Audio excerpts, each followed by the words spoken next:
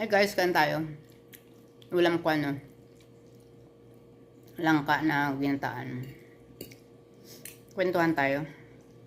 Natatawa lang ako sa mga trolls na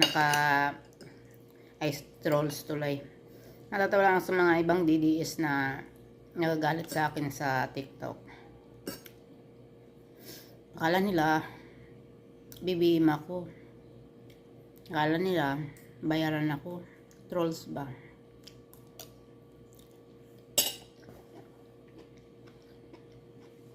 Sabi nila, sumahod na daw siguro ako.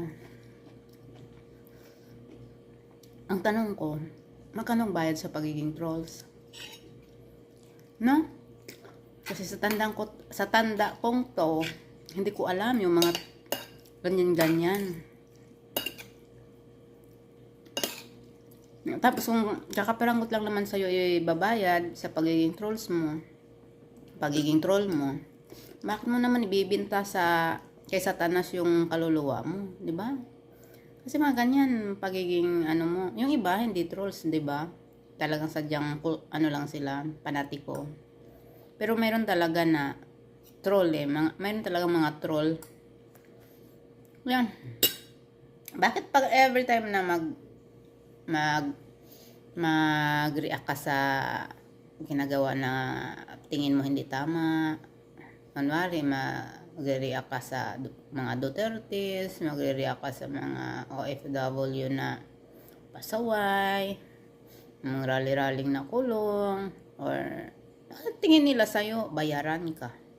Wala na ba tayong karapatan magbigay ng opinion? Wala na ba tayong karapatan magpuna ng mali? Ano tayo? Kulto? Na lahat na lang tama, wala tayong nakitang mali. Buang.